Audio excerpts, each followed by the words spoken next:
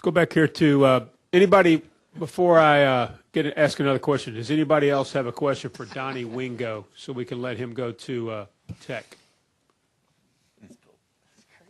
Dwight, you got one for Donnie, and then we'll release Donnie. Dwight Drum, RaceTech.com. Donnie, this is really about Trevor. About 5 years ago, I interviewed him when he was 15 years old at Pro Cup. And after the third question, I had to stop. I go, how old are you? I was so amazed. Did you have that kind of feeling when you started working with him? Yeah, kind of. But, I have, been fortunate to work with a lot of good rookies over the years, a lot of young drivers. And, just like I said before, the one thing that I noticed in him that stands out above some of the other ones is just his knack for racing.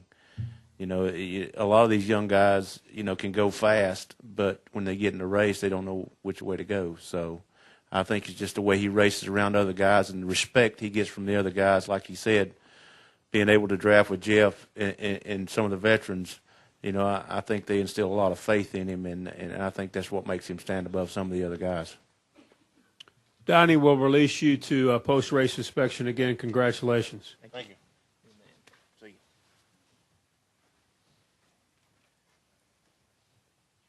Let's go back here to Buddy Shacklett, and then we'll come up to Jenna. Go ahead, Buddy. Yeah, Buddy Shacklett back here in the back with the Daytona Beach News Journal. This question is for Trevor. Trevor, last year, hasn't been announced yet, but last year the winner brought home $1.5 million for this win. That being said, what might be the first thing that you're going to buy yourself, family, whatever, as far as, splurging a little bit? I don't know if I will splurge, man. I'm definitely not putting it up for retirement yet. I'm going to stay around for a little while, so that's one thing I'm not going to do. But, hopefully this, like he was talking about, hopefully this money will help us get to some more races. And then there's a lot of foundations and ministries, that need support, MRO being one of them, back-to-back ministries in Mexico with Lonnie Klaus. There's a lot of good organizations that need some help, so we're definitely going to help them out as much as we can there. And, I don't know what I'm going to buy. I like those Ford Raptors, but maybe I can talk to the Ford guys into giving me one of those for this win or something, and I won't have to buy it. So, I don't know. We'll see what we can do here. Yeah, Jenna? Tim Dewar's standing in the back right there. Tim, I like those four-door Raptors. Those are sweet right there, man. Hook us up. Jenna Fryer again. I just want to be clear. Len, you had said now it's on to Martinsville. Trevor, if they can put more races together, you will race the car. And can you change your mind and not race for nationwide points? Because how do you understand that? I don't really know. I didn't expect to have this situation come up, honestly. So, I haven't talked to him about it. I don't know what'll happen. I know that Roush Fenway. What's funny is Jack joked around with us this morning about it. Leonard was standing there and he was standing there, and Jack said, that if you win this thing or do good in it, or better than you did in the nationwide car, then one of us is going to be mad if you switch points.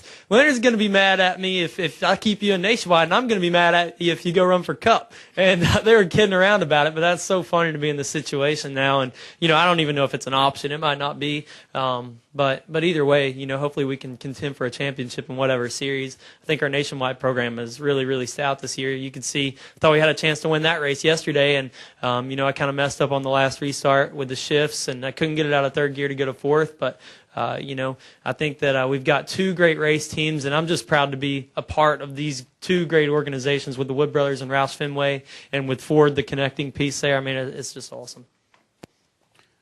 Other questions? Paul's got one in the back right here. Paul Woody, Richmond Times-Dispatch, and this is a question for Eddie and Lynn.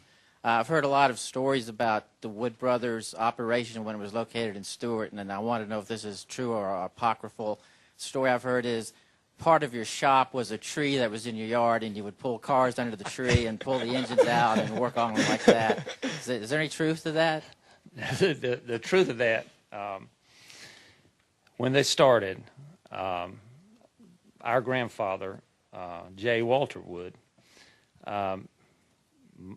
my dad, Glenn, and Leonard went and bought I think it's a 40 Ford, and they came to the home place, which is still in Stewart, Virginia, and they told the grandfather they were going to race, and the first thing he said was, "Don't unload that mess here." But they did anyway, of course. And there was a beech tree and now it's like a 150-year-old beech tree. The first engine they pulled out, of that car, they just threw a chain over the lowest limb, and that was what they pulled it out with. So our racing really started under a beech tree. And the beech tree, by the way, is still there. And we had some seeds to it. I don't know if everybody got one of those, but we've still got some in a little box. If I'll get you some. People that want one, I'll run you down somewhere. You run me down, we'll figure out. My sister made a bunch of them, but it is an actual seed from that tree. Other questions? This gentleman over here by the wall's got one. And then Bob Pockers. Hi, Greg McPherson, Inside Track. You said you were obviously pushing through most of the day. Was temperature a problem? And did you have to do as many swaps as the other guys? And I never. If not, why? I was never the leader until I think the last lap there. So we pushed the whole time. I mean, Ford did a really good job of making sure that this engine would be durable. You know, I think we were probably even hotter than some of the other cars at times because we pushed so long, but the engine held up. You know, we saw temperatures up to 270 degrees, and with the pop-off deal that NASCAR had put on us, you know, I had to be careful not to lose all our water. So I needed to keep it around 260 is about where it ran the whole time. So that's a lot warmer than you'd normally see them, but our car did really good at staying in line, and, you know, when I pulled out just for that little bit, it would cool down pretty fast. Let's go by. Let's get Bob Pockris, and then we'll go upstairs again. Go ahead, Bob. Bob Pockris, Scene Daily. For Trevor, two things. One of the other drivers talking on their radio during one of the cautions said that they thought maybe you were braking a little bit. I was wondering if were you having some sort of issue with your car late in the race, and then also, I mean, on the radio afterward, you were like, I don't know how to get to victory lane. Can you kind of talk about, you know, what was going through your head in the sense of, like, what do I do after the win? Well, as a pusher, I actually had to do a lot of braking there at times, especially when we would come up on big packs. You could see the car in front of you check up a little bit. There were times when David Reagan and I were half throttle just to keep from running over people when we get those big gusts. So I think that's what's important here is just, you know, I think both cars had a big responsibility. The front one had to kind of guide the train and make sure you stayed hooked up at all times, especially when people were packing air on spoilers. And the back guy, I mean, his main responsibility was to make sure you don't crash. I mean, that was really the only thing that I had to do all day is make sure I didn't crash somebody and keep the thing cool and just push them up through there. And so there were times when I'd have to check up and get off the guy and let him come back to us. And then get in the victory lane. That was kind of funny.